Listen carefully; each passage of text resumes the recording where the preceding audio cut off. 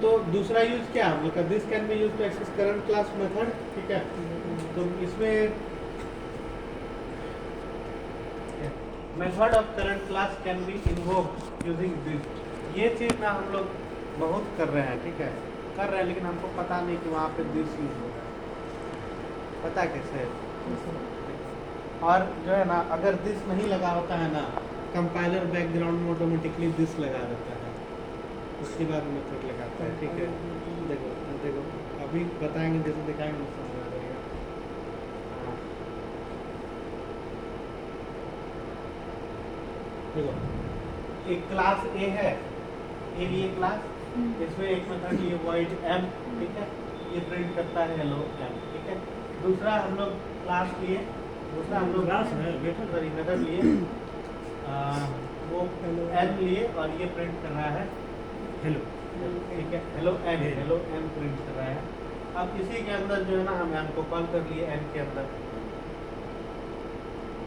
ऐसा तो हम लोग पहले करते थे ना, लेकिन हमको ये पता नहीं था कि ये जो है ना पहले मतलब कि ये यहाँ पे अगर m दिस डॉट m भी लगाए ना, तो उसका मीनिंग सेम होता है, क्योंकि इस प्रोग्राम को जैसे कंपाइल करेंगे तो कंपाइलर जो है ना बैकग्राउंड में दिस डॉट m जो है ना इसको समझेगा, ये इनबिल्ट फंक्शन है इसका, ठीक है।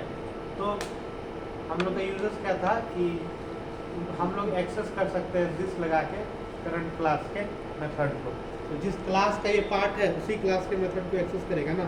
ये हमारा जो m है किस क्लास का पार्ट, ऊपर वाले क्लास का है, क्लास A का पार्ट है। नीचे हम लोग एक जो है क्लास क्रिएट किए हैं करंट क्लास, और उसके अंदर जो है ऑब्जेक्ट बना करके हम जो है कॉल कर रहे हैं इसको m को, ठीक है। सेम है क्योंकि उसमें दिस लगा दिए हैं। मतलब कि ये समझो कि जो हम लोग पहले यूज़ कर रहे थे ना, हम लोग को नहीं पता था कि उसके आगे दिस लगता है कि दिस, क्योंकि दिस नहीं पढ़े थे तो नहीं पता था। लेकिन अब ये समझो कि कोई भी मेथड कॉल हो रहा है किसी सेम क्लास के अंदर, तो ऑटोमेटिकली कंपाइलर दिस ऐड कर देगा, ठीक है।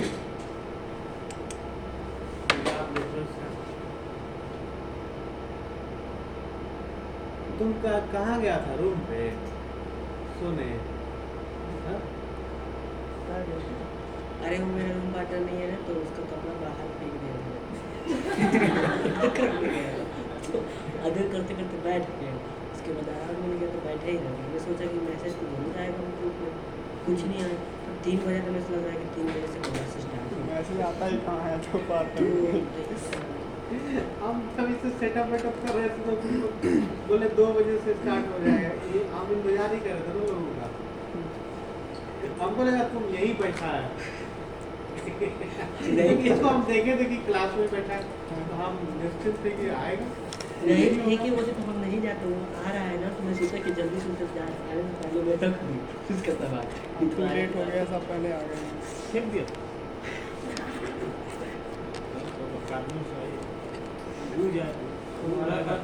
फेंका नहीं है, धमकाया होगा, कपड़ा सिखा देंगे, छोड़ूंगा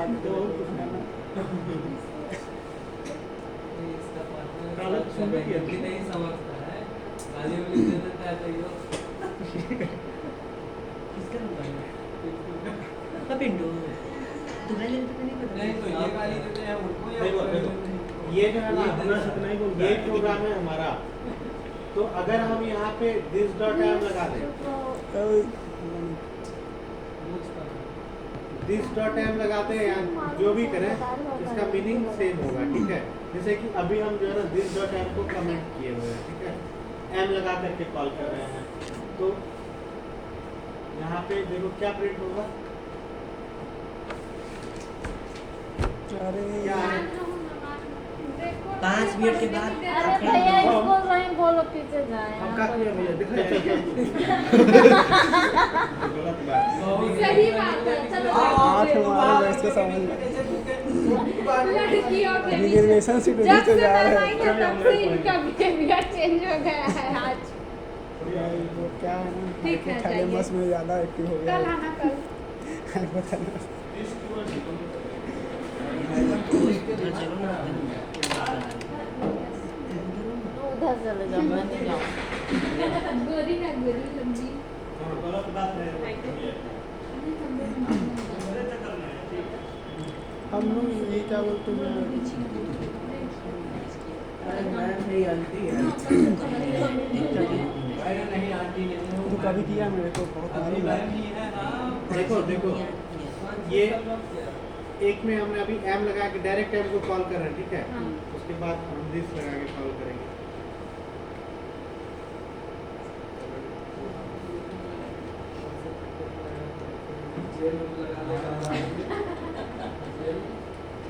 बाला झड़ जाएगा पूरा टकरा। इस मेथड को यहाँ पे हम जैसे कॉल कर रहे हैं एन को, तो एन के अंदर दो चीज़ हमने लिख रखा है ना, एक हेलो एन और है एम को कॉल कर रहे हैं। तो एम के अंदर तो है हेलो एम, तो इसीलिए इसमें प्रिंट किया पहले हेलो एन, उसके बाद हेलो एम प्रिंट किया। अब हमको देखना है कि इसके आगे दिस लगा दे तो क्या होगा, ठीक है। अब ये दिस डॉट एम जो है उसको कॉल कर लेते हैं अलग से ही। चलो पहले क्यों आएगा, हेलो एम पहले आ जाएगा। सेम चीज़ है एम और दिस।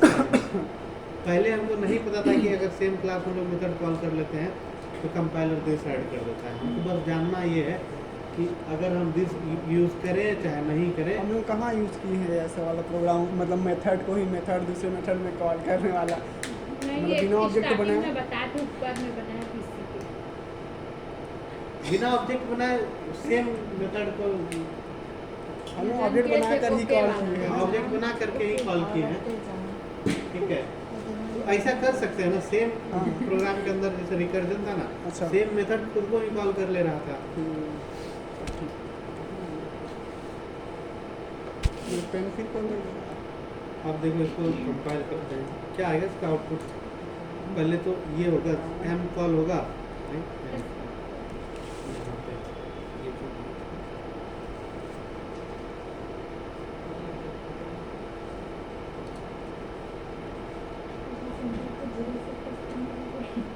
देखो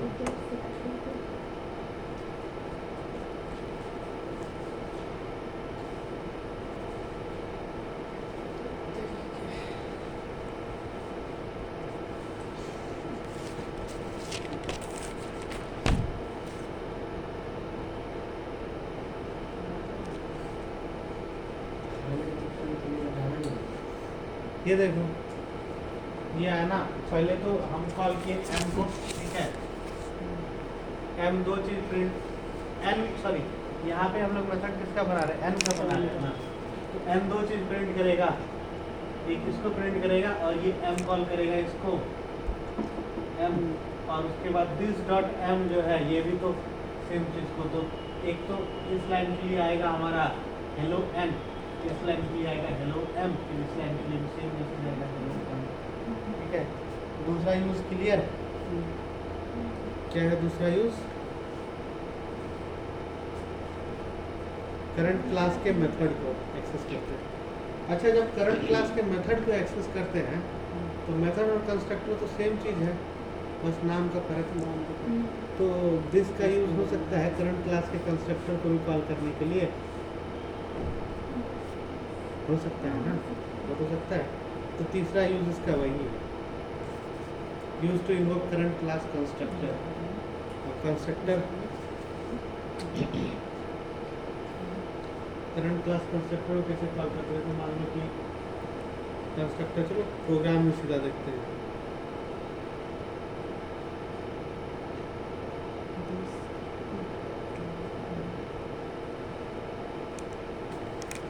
एक क्लास बनाया हमने ए, ठीक है।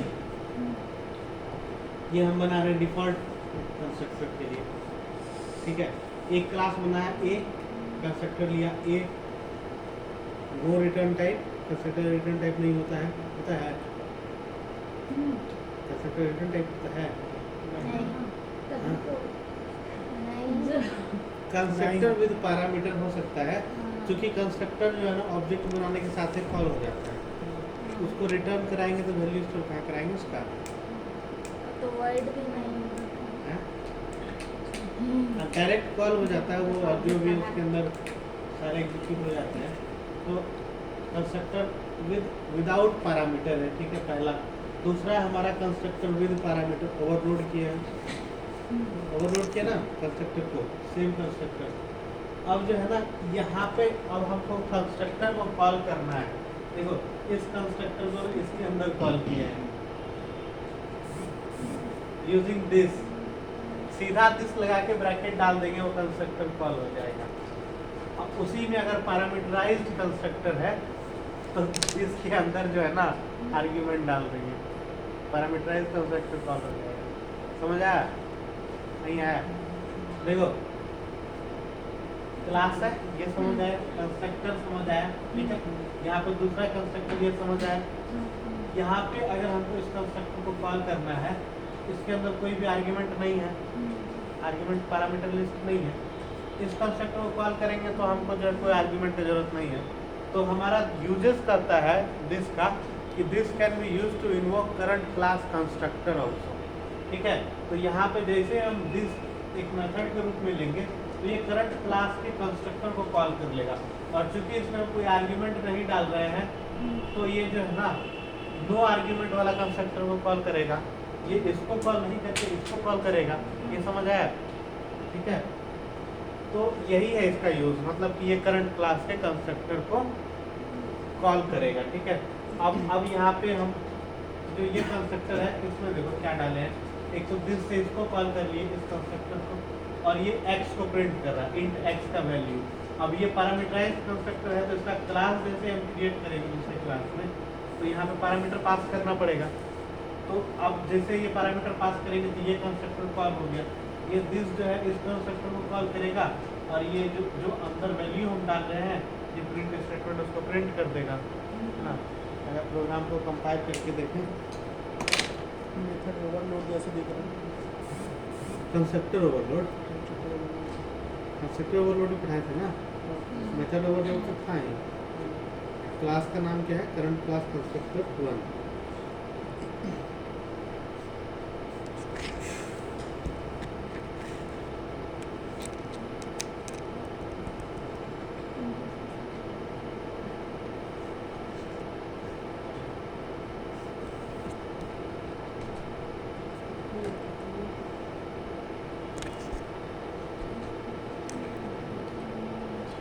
ये देखो क्या प्रिंट किया ये, तो पहले तो ये कंस्ट्रक्टर कॉल हो गया, इस कंस्ट्रक्टर में इसमें कॉल नहीं कराया ना, सिर्फ दिस का यूज किए हैं।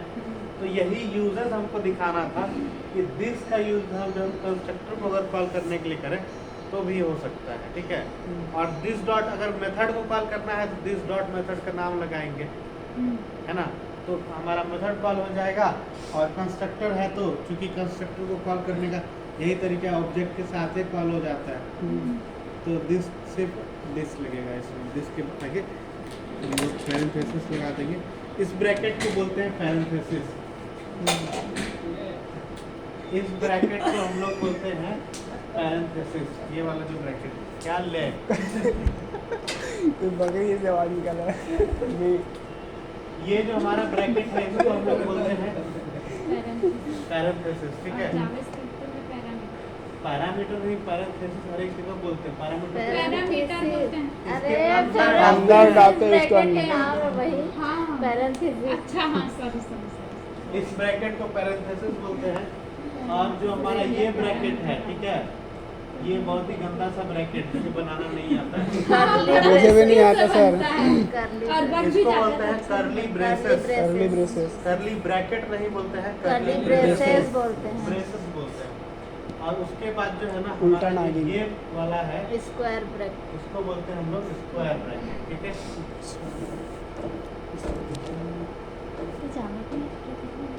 मेरा बड़का ब्रैकेट कर रहा है। बड़का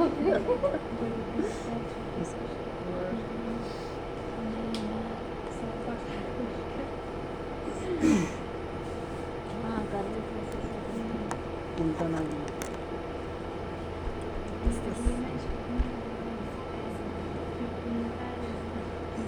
हो गया, खत्म ही वाला। अच्छा, अब जो है ना इसमें अगर ये हो गया, मतलब कि इसमें दूसरा यूज है कि पैरामीटराइज कंस्ट्रक्टर को कैसे कॉल करेंगे, ठीक है। पहला प्रोग्राम देखेंगे दिस यूज करके हम लोग नॉन पैरामीटर कंस्ट्रक्टर को कॉल कर रहे थे, ठीक है। अब पैरामीटराइज में कैसे कॉल करेंगे, उसका भी प्रोग्राम है मेरे पास। क्लास है ए, ठीक है। इसमें हमने एक कंस्ट्रक्टर बनाया है ए, ठीक है। अब यहाँ पे दिस के अंदर हम पैरामीटर डाल दिए और यहाँ पे एक कंस्ट्रक्टर है मेरा ए, जो कि जिसके अंदर एक पैरामीटर है, ठीक है। पैरामीटराइज कंस्ट्रक्टर हमारा ये हमारा पैरामीटराइज है और ये है हमारा नॉन पैरामीटराइज, ये है हमारा नॉन पैरामीटराइज, ठीक है। तो ये प्रोग्राम का एग्जीक्यूशन सीक्वेंस क्या होगा, कंपाइल होगा। तो पहले ये जो है this.5 ये वाला प्रोग्राम को कॉल करेगा और यहाँ पे जैसे हम ये वो तो ऊपर वाला कॉल करेगा ना, हाँ? this.5 जो बिना पैरामीटर का है। ये this.5 इसको थोड़ा कॉल कर पाएगा, क्योंकि पैरामीटर देखेगा ना कि पैरामीटर किसके पास है। अच्छा, तो पैरामीटर तो इसके पास है ना, तो देखेगा मतलब जिसके में पैरामीटर हो उसी को कॉल करेगा हाँ, वो। उसी को कॉल करेगा। और यहाँ पास कर दे तो अगर एक बार ही पास करे तो नीचे फिर तो यही कॉल हो जाएगा ना, ये नीचे वाला। कंस्ट्रक्टर यहाँ पे ना, हाँ यहाँ पर यहाँ पे अगर अरे यार इसको तो ज़्यादा ही डाल दी, ऐसे पीछे कर दो, पीछे बता दो उसको। तो देखो इसमें क्या है ना, क्या कि जैसे हम अच्छा ऑपरेटर ओवरलोडिंग में यही था ना कि हम उसको ओवरलोड करते थे पैरामीटर इसके द्वारा। तो यहाँ पे अगर हम यहाँ पे 5 कॉल करेंगे, 5 आर्ग्यूमेंट डाल देंगे, तो ये किसको इस पैरामीटर को कॉल करेगा, इस कंस्ट्रक्टर को कॉल करेगा या इस कंस्ट्रक्टर को कॉल करेगा, 8 वाले को। इंट एक्स वाले को कॉल करेगा ना। और चूंकि ऊपर वाले में तो नहीं है, हम यहाँ कुछ नहीं डालेंगे तो वो तो कॉल ही ये नहीं होगा। इसको कॉल करेगा। ये कंस्ट्रक्टर है, ठीक है, और ये भी एक कंस्ट्रक्टर, 2 कंस्ट्रक्टर, एक यहाँ है और एक यहाँ है, ठीक है। तो उसी तरीके से हमको चूंकि दिखाना है दिस का यूज, तो दिस के अंदर एक पैरामीटर डाल दिए हैं, तो ये करेगा पैरामीटर वाले कंस्ट्रक्टर को कॉल। अगर दिस के अंदर हम कुछ नहीं डालते तो ये ऊपर से खुद को ही कॉल कर लेता, जिस कंस्ट्रक्टर के अंदर ये है, ए के अंदर है ना, कंस्ट्रक्टर ए के अंदर है, सॉरी कंस्ट्रक्टर ए क्या बोल रहे हैं, कंस्ट्रक्टर का नाम तो सेम ही होता है सब। कंपाइल करके देखो क्या होता है।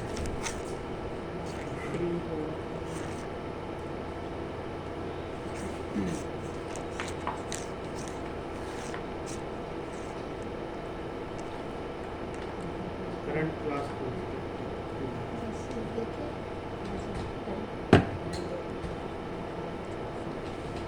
देख तो लेना तो करेंगे।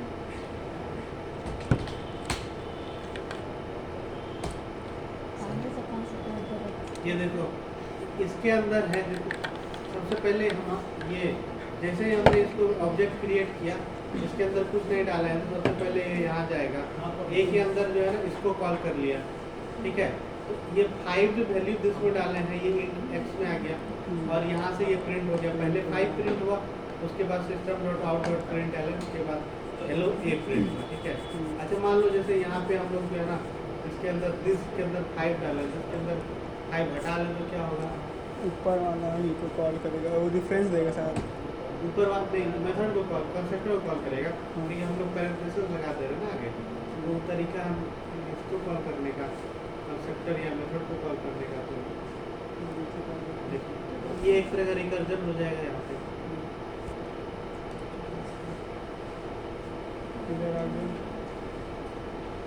रिकर्जिव कंस्ट्रक्टर अलाउड नहीं है, ठीक है। कंस्ट्रक्टर में रिकर्जन का अलाउड, तो यहाँ पे हमको 5 ही डालना पड़ेगा, ठीक है, कुछ वैल्यू डालना पड़ेगा। कंस्ट्रक्टर में रिकर्जन नहीं हो सकता है। ऐसे मतलब दूसरा कोई भी वैल्यू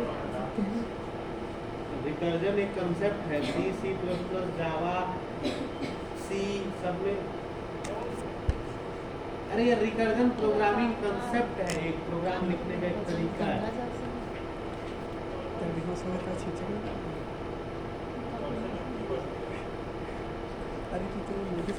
अच्छा दिस कीवर्ड का ना रियल यूज क्या होता है, दिस कीवर्ड का रियल यूज जो है ना वो देखो क्या होता है। अच्छा एक होता हम ऑब्जेक्ट किसी क्लास का कंस्ट्रक्टर क्रिएट किया, ठीक है, ऑब्जेक्ट क्रिएट किए वो तो प्रोग्राम कंस्ट्रक्टर कॉल हो गया, एग्जीक्यूट हो गया, हमको ना फिर से उस कंस्ट्रक्टर को कॉल करना है, रन करवाना है। अब तो हमारे पास कोई तरीका नहीं बचाना, उस जगह काम आता है हमें हाँ, वो तो बाय डिफॉल्ट तो काम हो जाता है। बाय डिफॉल्ट कॉल हो जाता है ना। लेकिन अगर हमको फिर से कोई जरूरत को आन पड़ी, ऐसा मुसीबत आ गया कि कंस्ट्रक्टर कॉल किए बगैर हमारा काम नहीं चलेगा, तो क्या करेंगे? तब उसी टाइम पे हमको यूज करना पड़ता है दिस। अब उस टाइम पे अगर हम दिस यूज करें तो हमारा कंस्ट्रक्टर फिर से कॉल हो जाएगा, ठीक है। तो अब देखो इसका एक और प्रोग्राम है, बहुत ही बेहतरीन प्रोग्राम है जिसका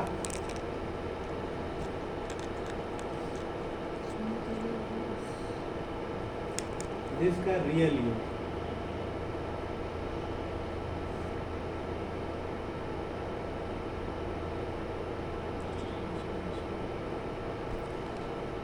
देखो ये प्रोग्राम को देखो और थोड़ा समझने की कोशिश करो।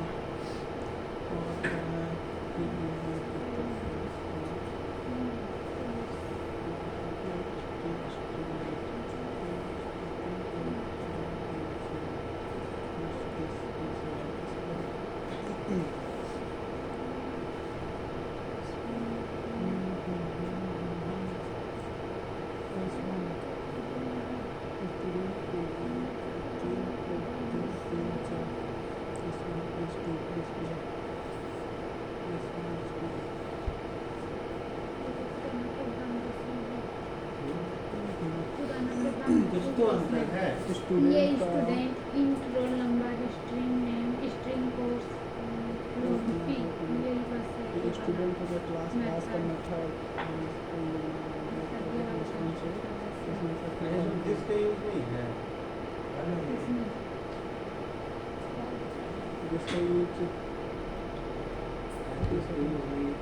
दिस नॉट यूज तो किया सर कंस्ट्रक्टर को फिर से यूज किया है कहीं तो देखो, कमेंट भी लिखा हुआ देखो।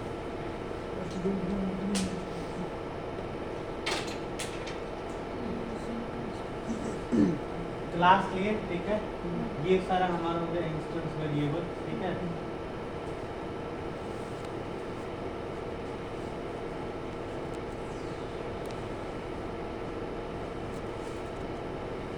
ये हमारा इंस्टेंस वेरिएबल है। ये जो है ये देखो, ये हमारा है कंस्ट्रक्टर, ठीक है, कंस्ट्रक्टर विद 1 2 and 3 पैरामीटर, ठीक है, ठीक है। और ये है हमारा दूसरा constructor, constructor with 1 2 3 and 4 parameter, ठीक है।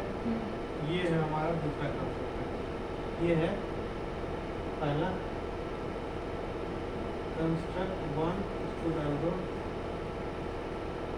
कंस्ट्रक्ट 2, ठीक है। इसमें 3 है पैरामीटर, इसमें हमारा 4 पैरामीटर, ठीक है। ये कंस्ट्रक्टर समझ आ गया। इसका पहला कंस्ट्रक्टर के शुरू हम क्या कर रहे हैं, ये रोल नंबर नेम और कोर्स, ठीक है। रोल नंबर नेम और कोर्स, पहला रोल नंबर इंटीजर, स्ट्रिंग और स्ट्रिंग, ठीक है। कोर्स हम स्टोर करवा रहे हैं इंस्टेंस वेरिएबल में, क्योंकि दिस का यूज कर रहे हैं, है ना। सेम नेम है, ऊपर नाम देखो सेम है ना, लेकिन दिस का यूज कर रहे हैं तो रेफरेंस वेरिएबल को लोकेट करेगा वो, ठीक है। अब दूसरा कंस्ट्रक्टर जो है ये क्या कर रहा है, इस कंस्ट्रक्टर को कॉल कर रहा है ना, देखो इस कंस्ट्रक्टर को कॉल कर रहा है कैसे, यहाँ पे हम रोल नंबर पास कर रहे हैं, इसमें नेम पास कर रहे हैं और कोर्स नेम पास। दूसरा कंस्ट्रक्टर है, ये 4 चीज इनपुट ले रहा है, रोल नंबर ले रहा है, नेम ले रहा है, कोर्स नेम ले रहा है और फीस ले रहा है। तो इसमें से जो 3 है, रोल नंबर, नेम और जो है हमारा कोर्स नेम, ठीक है, ये तीनों को डाल दे रहा है दिस के अंदर। अब दिस जो कॉल करेगा वो देखेगा ना कि 300 वाला कॉल, हमको 3 ही वैल्यू मिला है, 300 वाला ये है, इसको कॉल करेगा, ये 3 वैल्यू है ना, इसको कॉल करेगा। तो यहाँ से जो है ना इसका रोल नंबर, नेम और कोर्स का नाम सेट हो जाएगा वहाँ पे, ठीक है। तो और उसके बाद जो है फी, दिस डॉट फी में जो है हम फी डाल दिए, तो ये जो है ऊपर वाले फी में जाके तो वहाँ पे 4 वेरिएबल है ना, स्ट्रिंग का 2 है, नेम और कोर्स, ठीक है। तो फी जाके स्टोर हो गया। अब जो है हम यहाँ पे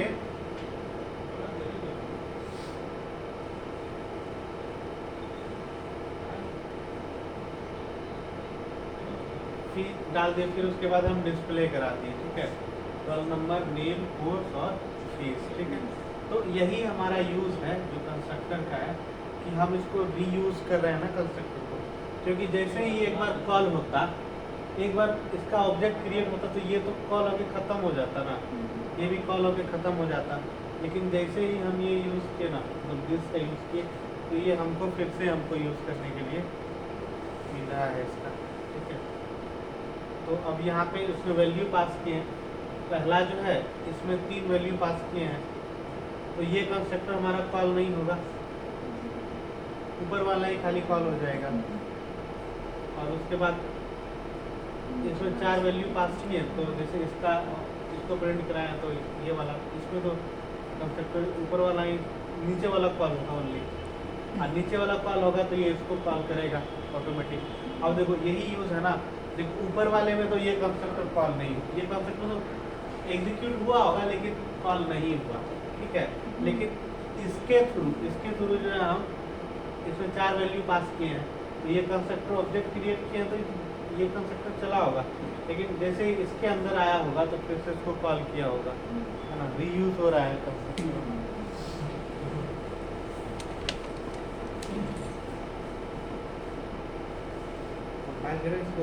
इसको भी ले जा, ये बटन झोला ले जा।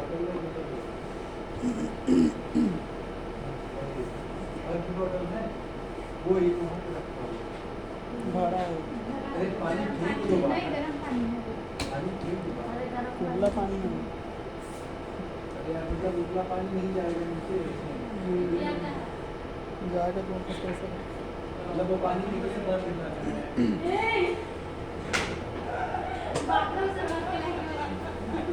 अरे कहीं से ले आ जा तू लेके।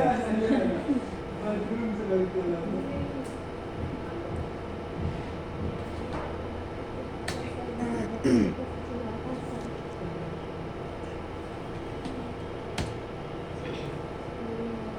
कंपाइल हो गया।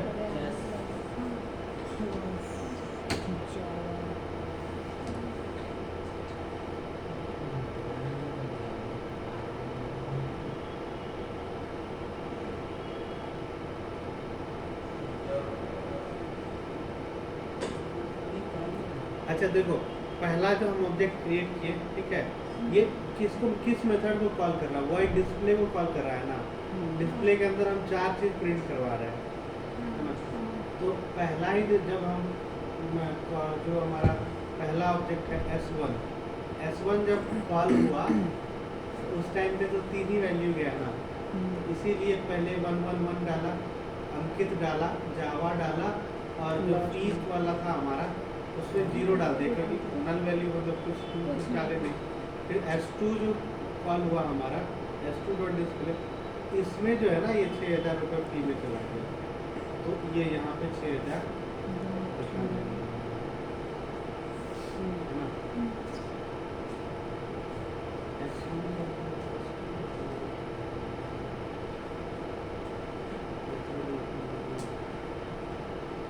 अच्छा, एक और है, एक चीज़ हम छोड़ दिए थे पहले कि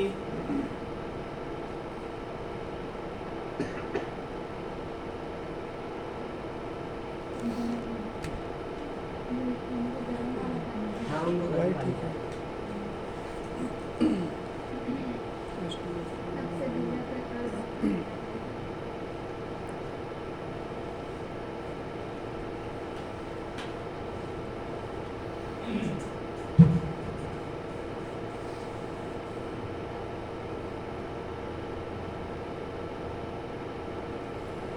पांचवा जो यूज है ना हमारा दिस का, दिस को यूज किया जा सकता है as an argument in the method.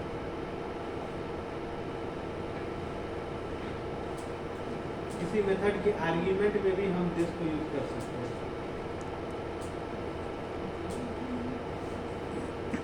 Method को कॉल करने के लिए हम अलग आर्ग्यूमेंट डालते हैं, ठीक है, जो आर्ग्यूमेंट डालते हैं पैरामीटर लिस्ट में जाकर के स्टोर हो जाता है। जो भी पैरामीटर होता है मेथड की डेफिनेशन होती है।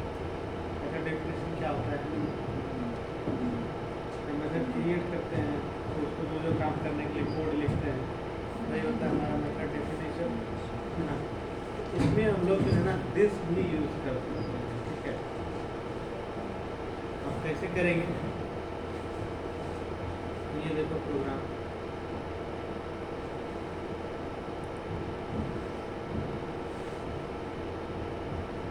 जैसे कि ये है प्रोग्राम हमारा S2 है, हमारा एक मेथड, ठीक है, एक क्लास है S2। इसमें जो है ना हमने void m मेथड बनाया है जिसमें S2 का ऑब्जेक्ट, अच्छा सर हमने तुम लोग एक चीज नहीं किया है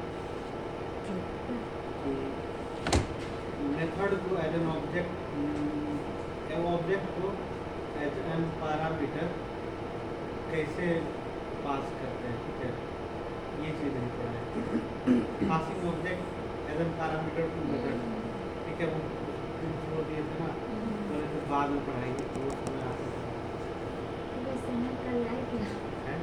अभी इतना ठीक है, इससे ज़्यादा या थोड़ा देर ब्रेक के बाद करती हूँ। जैसे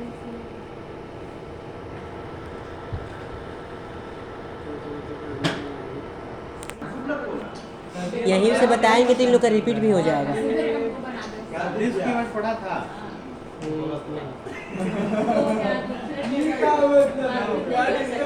आज जो पढ़ा है वो हमको बता दें। नहीं, बीच